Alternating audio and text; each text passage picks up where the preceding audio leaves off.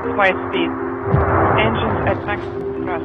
And liftoff. This is Beyond the Headlines. And this week, we're looking at why Lebanon has erupted in protest. The UAE's space mission. We're looking at the future of Sudan. We are explaining what coronavirus is. Who's burning down the Amazon? Where are Iraq's protests heading? We take you to northern Iraq, where we investigate the state of the world's most feared terrorist organization. They're huge, they're spontaneous, and they're practically everywhere. But the unity amongst the people against the government has brought a sense of optimism with it. The angst and divide of the past seems to have been removed.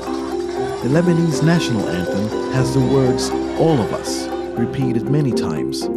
Nearly 8 months after protesters first took to the streets to demand the end of Omar Bashir's rule, Sudan has taken a major step towards a democratic future.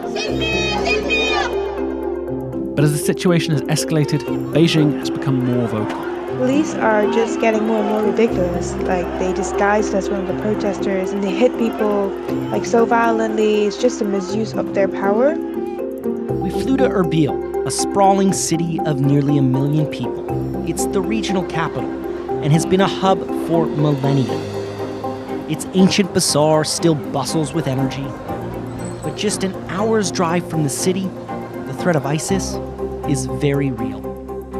And these people have made arduous journeys to get to these camps. And the Syrian Kurds have made it increasingly difficult for them to cross because they want to keep the Syrian Kurds there to prevent the Turks repopulating these areas. With all the dire headlines around climate change, it's easy to get disillusioned and anxious. There's one of the most powerful adults in the world telling us that the children were the only hope for the future, that we were the ones who had to solve this problem. And so she said, how dare you? How dare you put this burden on us? Countries are starting to try and take action to cut carbon emissions, currently billions of tons a year. The problem is, our methods now just won't cut it. We are on a collision course, and we see that all over the world, and simply because our lifestyle is not sustainable. All these sectors which make up life, urban life, have to change, and have to change really quickly. More than 200 climbers have died in Everest's death zone. I saw 2 people collapse in front of me on that day. So people were falling apart during this moment. Climbing wasn't that scary. Going up wasn't that scary. The scary part was actually the crowd. More than 2,000 hectares of farmland, an area roughly the size of 1,200 football fields, was devoured. Farmers said that within days there was little left to harvest.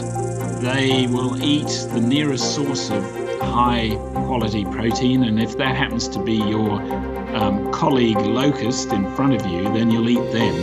So cannibalism, driven by a specific appetite for protein, drives mass migration in these collective swarms. Currently, there are no vaccines to prevent infection. Every new pathogen will create a fear, will create a concern. We need really to say to people what exactly we know, but also what we don't know. But in the media frenzy, wild claims were thrown around. No, the entire Amazon forest is not on fire. But that doesn't mean that the situation is not alarming.